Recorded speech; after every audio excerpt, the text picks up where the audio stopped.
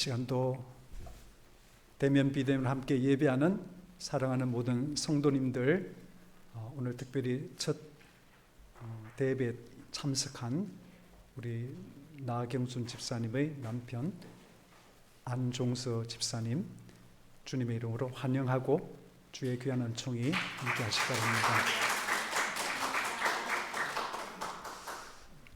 집사님 울지 마시고, 이미 시기로는 입동이 지났고요. 이번 주 토요일은 24절기 중에 20번째 절기인 소설입니다. 이제 소설이라는 것은 조금씩 눈이 내리기 시작해서 겨울이 깊어진다는 그런 뜻이겠죠. 그리고 다음 주일이 그리스도 왕이신 그리스도 주일이라서 교회력으로는 마지막 주일이고 2주 후인 그때는 이제 주님의 오심을 준비하는 대림절 첫째 주일로 우리가 새해를 시작하게 됩니다. 교회력으로 보나 또 세상 달력으로 보나 이 시기는 이제 묵은 해를 보내고 새로운 해를 맞이하는 그런 시기라서 저와 여러분 마음속에 참 명랑하고 좋은 그런 뜻으로 한 해를 매듭짓고 또 하나님이 주실 새해를 맞이할 수 있도록 그렇게 준비하는 그런 시간으로 삼으시기를 바랍니다. 1985년에 우리나라 대한민국이 얼마나 발전했는가를 보여주는 랜드마크가 하나 세워졌습니다. 대한유리 최순영 회장이 직접 미국 그 디자이너들에게 주문해서 지었다고 하는 여의도 63빌딩이죠. 여러분 1985년에 이 63빌딩이 지어질 때에 기록을 보니까 미국을 제외하고 세계에서 제일 높은 그런 빌딩이었다고 합니다. 그래서 세계가 깜짝 놀랐죠. 시골에서 평생 그 나들이를 서울 구경을 못했던 어느 목회자 부부가 처음으로 서울 나들이를 하게 되었습니다. 그래서 그 지하철 1호선을 타고 한강 다리를 딱 지나가는데 갑자기 여의도 63빌딩이 탁 나타난 거예요. 그래서 사모님이 너무 감격해서 그 63빌딩을 보느라고 이렇게 시각이 이렇게 고개가 막 돌아가니까 목사님 옆에서 쿡쿡 찔렀대요. 좀 창피하니까 표를 그렇게 내지 말라고. 그때만 사모님이 그제야 이제 눈치를 채고서는 핸드백을 열고 자기 그 화장하는 조그만 거울을 가지고 화장 고치는 참 이렇게 봤다고 하는 이야기가 있습니다. 그 정도로 63빌딩은 그 당시 대단했고요. 지금도 사실은 꽤 아름답고 저도 가끔은 그 옆을 지나갈 때면 그렇게 그 비친 그 금으로 그거를 입혔다고 그럽니다. 나중에 이제 그거를 안전인가 그것 때문에 새로 고치긴 했는데 굉장히 아름다운 것을 저도 쳐다보는 걸 참 좋아합니다. 왜 그 말씀을 드리는가 하면 가난한 그 농부들과 어부들이 주로 사는 갈릴리 지역에서 살았던 제자들, 그래서 제대로 된 번듯한 빌딩을 구경한 적이 없는 그런 제자들에게 헤롯 왕가가 무려 46년이라는 시간을 걸려서 지어오고 있었던, 그리고 완공에 가까웠던 예수님 그 당시 성전을 바라보는 마음도 그랬을 거라는 생각입니다.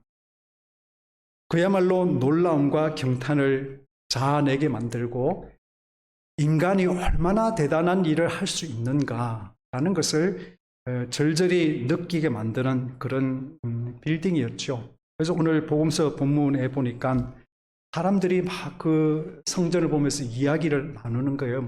저 대리석은 어디서 캐왔고, 또 저기 금으로 입힌 저 포도송이 저거는 어느 가문 부자가 봉헌했고, 공사비가 얼마나 들어갔고 하는 그런 이야기들을 사람들이 절제하지 못하고 나누고 있었습니다.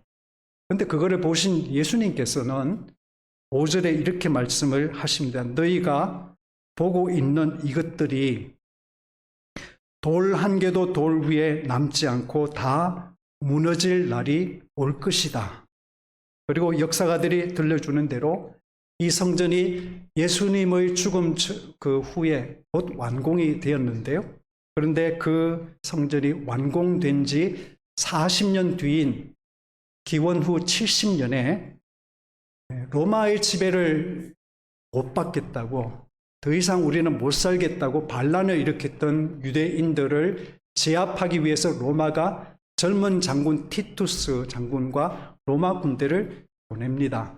그리고 3년을 버티던 예루살렘은 멸망당하고, 그리고 그 성전은 초토화되고, 그 이후로 한 번도 그 이전처럼 그 성전에서 예배를 드린 일이 없이, 오늘날 예루살렘에 가면 그냥 북쪽 벽인 통곡의 벽이라는 곳만 남아서 유대인들이 그곳에서 손을 대고 기도하면서 자신들의 기도를, 그 기도문을 거기에 꽂아두는 그런 장소가 되었다고 하는 이야기입니다.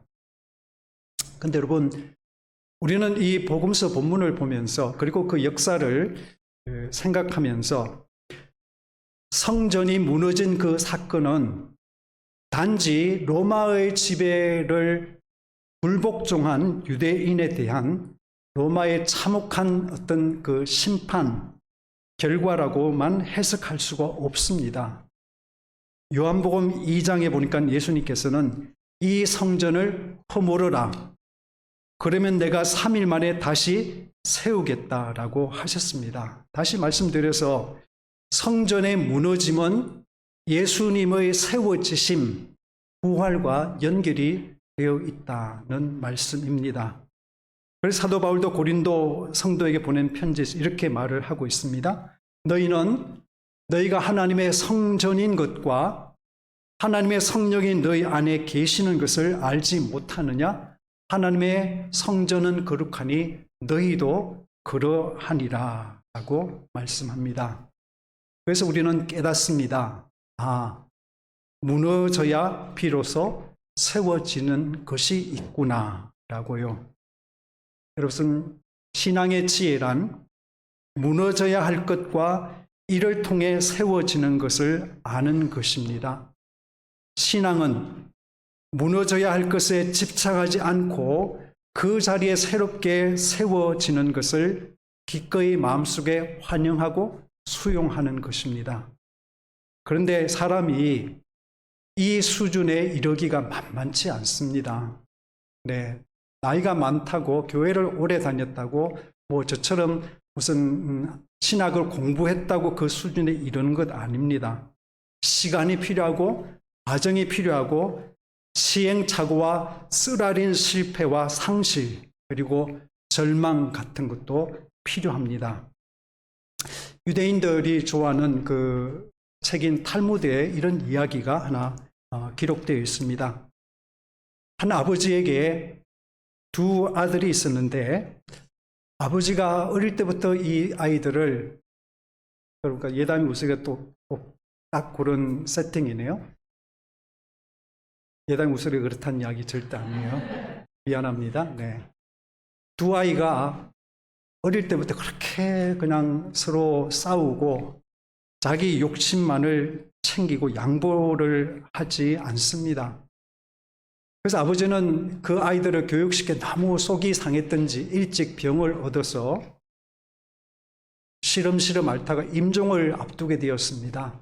그래서 두 아들을 불러놓고 이렇게 말을 합니다. 얘들아, 저 산 밑에 우리 포도원이 있는데 그 포도원 어디에 내가 보물 상자 하나를 묻어놨어. 나는 그 말과 함께 숨을 거두십니다. 그래서 두 아들은 서로 먼저 그 보물 상자를 발견하려고 쉴 새 없이 포도원을 파기 시작합니다. 그러다가 가끔은 혼자서 다룰 수 없는 큰 바위 덩어리를 만나면 형에게 혹은 동생에게 좀 도와달라 그래서 그 바위를 들추서 땅을 파기도 하죠. 그런데 아무리 파고 또 파도 아버지가 약속한 그 보물 상자는 보이지 않습니다. 그러다가 이제 가을이 깊어졌는데 보니까 포도가 주렁주렁 풍성하게 익었습니다. 그제서야 형제들은 깨달았습니다. 아버지가 숨겨놓은 보배는 형제에 대한 사랑과 서로에게 기대는 마음이라는 사실을.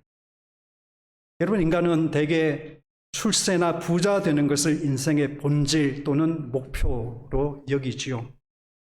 노후에 돈 걱정 없이 편안하게 살 만큼 잘 준비하는 사람을 똑똑하고 잘 산 사람이라고 여깁니다.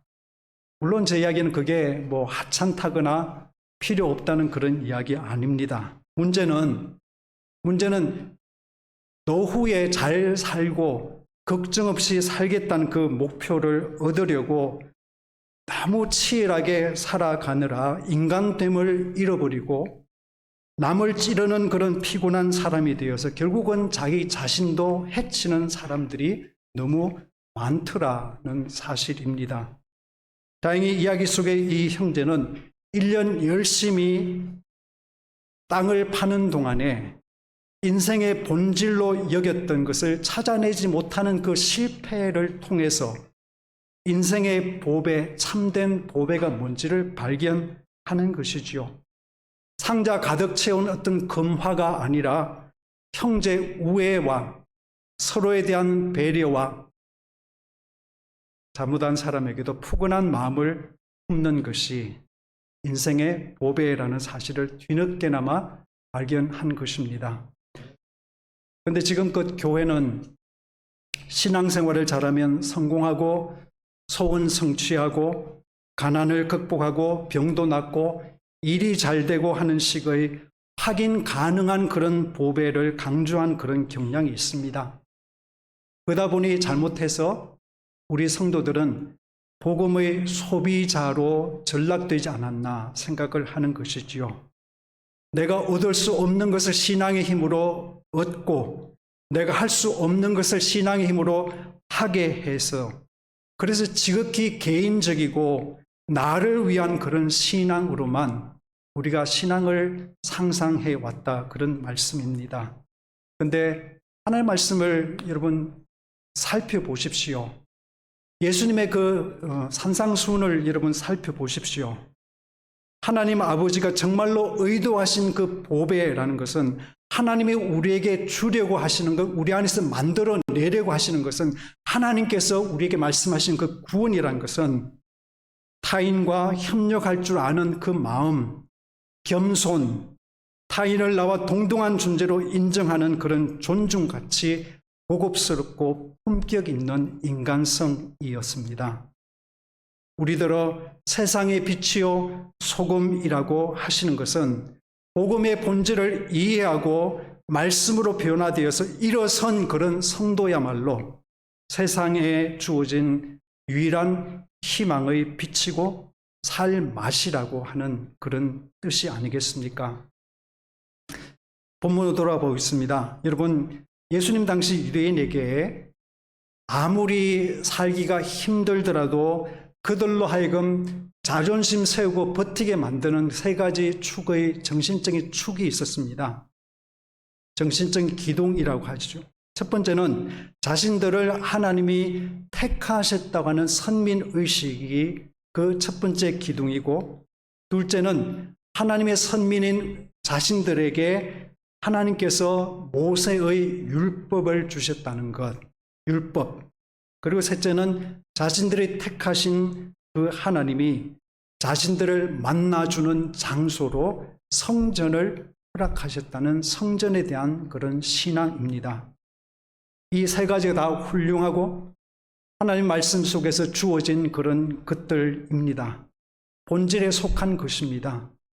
그런데 시간이 지나면서 어떤 비본질적인 것들이 자꾸 덧대어지는 거예요.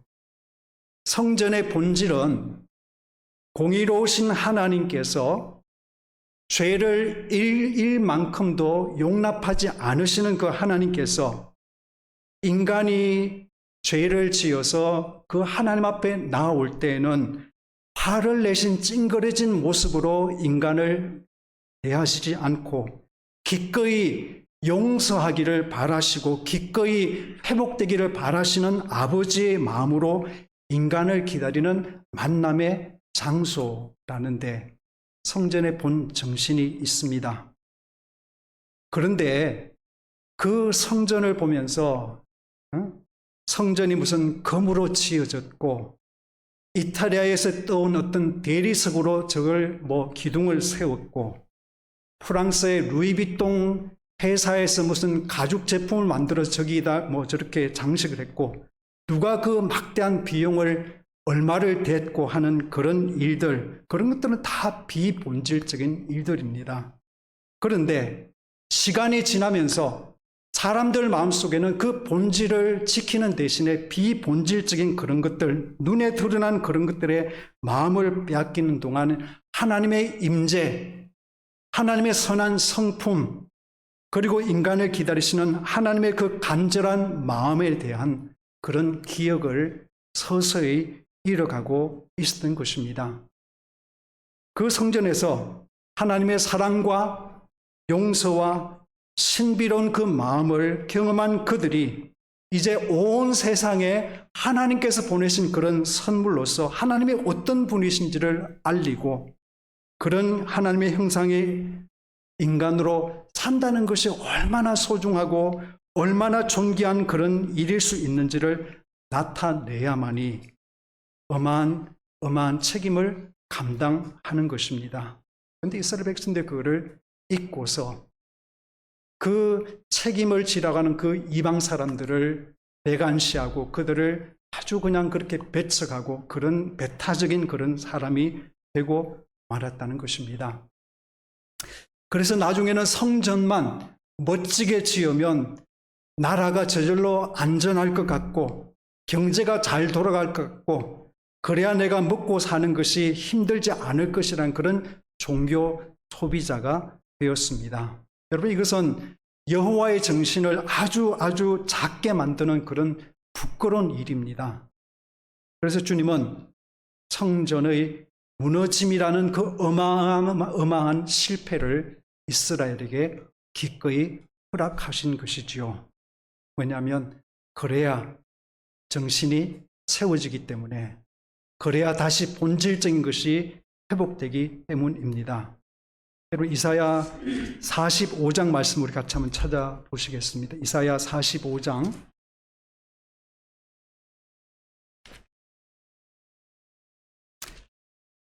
이사야 45장 6절, 7절, 2절 함께 찾아보시겠습니다.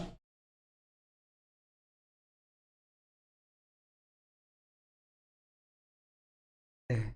1023면에 있는 이사야 45장 6절, 7절 우리 같이 합독하겠습니다. 시작. 해 뜨는 곳에서든지 지는 곳에서든지 나밖에 다른 이가 없는 줄을 알게 하리라. 나는 여호와라, 다른 이가 없느니라.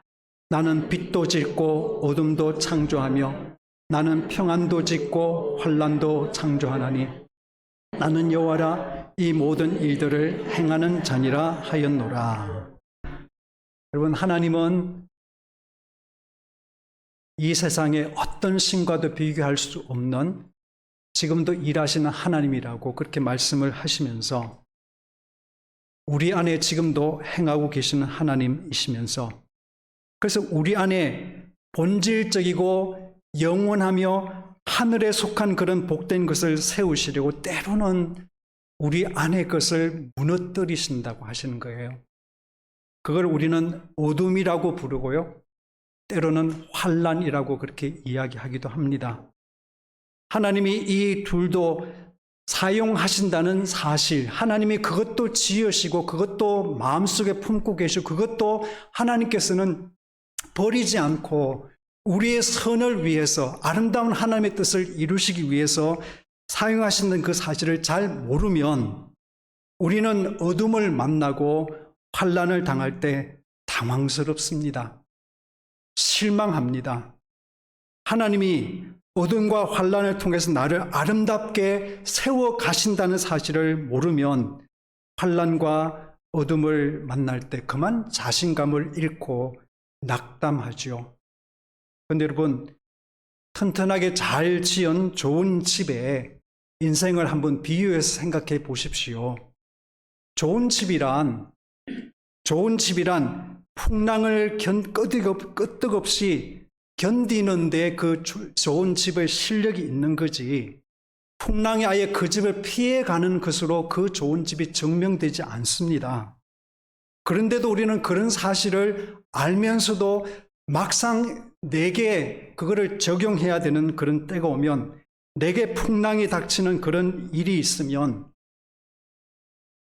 그냥 자존감 상하고 내가 참 쓸모없는 존재로 여겨지고 하나님이 나를 정말 사랑하시는 거 맞나라는 그런 생각을 그냥 그렇게 우리가 하면서 자신을 몹시 평가절하하는 그런 경향이 있습니다.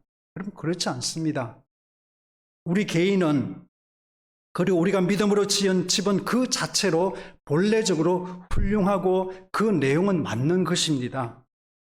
그러나 그 훌륭함은 고난과 실패와 낙심되는 그런 인생의 풍랑이 아예 없거나 피해가는 것으로 드러나지 않고 풍랑을 너끈히 견디는 그런 힘에 있는 것입니다. 믿음 없는 사람을 무너뜨리고 인생을 초토하게 만드는 그런 일에도 꿈쩍하지 않고 견디게 만드는 그 인내와 지구력으로 한 신앙인의 맷집이 드러나는 것이지요. 얼마 전에 그 뉴퀴즈에 노홍만, 2m 맞아요? 노홍만? 최홍만, 죄송해요. 최홍만. 우리 교단에 최수치 목사님 너무 많아가지고 제가 최홍만, 그분이 자기 출연해가지고 자기 고생한 이야기를 합디다. 자기가 이제 격투기 그거를 이제 하려고 그거를 바꾸는 거잖아요. 그 종목을 완전히 바꾸는 그 일을 하는데, 그 일을 어떻게 훈련했는가 하면 일본에 가가지고 3개월 동안을 이제 훈련했는데, 무슨 훈련했나 물어보니까 맷집 키우는 일을 했대. 그래서 저는 맷집을 어떻게 키웠나 그랬더만은 80%가 맷집 키우는 일에 80%가 맞는 일이었대. 맞는 일. 스파링을 하면서 계속해서 두대를 맞는 그 일을 하면서 자기는 20대를 때리면 상대방이 자기를 80대를 때렸어. 그래서 맷집을 길렀다는 그런 이야기를 들었습니다. 여러분, 내가 권투 선수가 남을 때려가지고 내 맷집이 커지지 않는 거예요. 맞아야지 맷집이 생기는 것입니다. 우리의 신앙도 실패하지 않는데 맷집이 생길 리가 없습니다. 가슴 아프고 힘들지만은 우리는 실패하고 후회하고 왜 이랬나, 왜 인생이 이렇게 힘들까를 고민할 때 우리 인생의 맷집이 하나님께서 생기게 만드신다는 사실을 기억하길 바랍니다. 여러분, 건강한 나무도 그렇잖아요. 뿌리 깊은 건강한 나무도 온실 안에 그 나무를 옮겨서 비바람을 맞지 않게 하는 것으로 그 나무가 튼튼한 것 증명되지 않습니다. 대신에 비바람을 잘 견뎌서 철을 따라 튼실한 열매를 맺을 때 그 나무를 건강하다고 그렇게 말을 하는 것입니다. 그래서 예수님 오늘 본문 19절을 보니까 너희의 인내로 너희 영혼을 얻으리라 라고 말씀하고 있습니다. 그런 일이, 성전이 무너지는 일도 있고, 너희가 핍박을 받아서 어떤 사람 죽는 일도 있고, 집안에 또 분란이 생기는 그런 일도 있고, 뭐 일월성신의 변화도 있고, 그런 많은 일들이 일어나겠지만은, 그러나 그것들이 끝이 아니다. 걱정하지 마라. 끝은 하나님이 갖고 계시는 거니까 너희는 인내해라. 인내해야지 너희들이 영혼을 얻을 수 있다라고 말씀하십니다. 제가 이 말씀을 드리는 것은, 목사인 저는 사실은 세상 물정을 잘 모릅니다. 집사람이 저한테 가끔 기죽이는 말이 그런 말이에요. 당신은 세상을 몰라. 그렇지는 할 말이 없어요. 그러니까 그러면 돈도 모르고 세상이 얼마나 치열하게 살아가는지도 모릅니다. 그래서 여러분, 그러나 제가 여러분이 삶이 치열하지 않다고 생각하거나 삶이 어렵지 않다고 생각하는 거 아니고요. 그리고 성경이 마치 고난 자체가 혹은 역경 자체가 복인 것처럼 이렇게 말씀하신 그런 뜻도 아닙니다. 삶은 상당히 어렵고 힘들고 아픕니다. 누구나 그 고통이나 통증을 무디게 받아들이지 않습니다.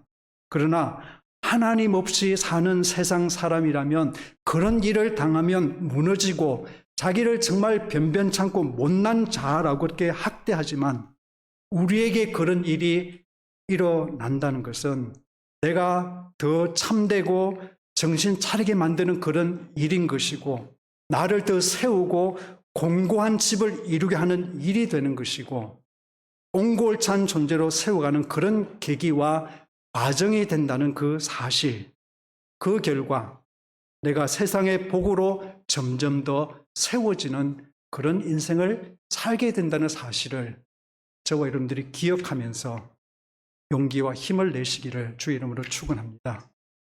기도하겠습니다.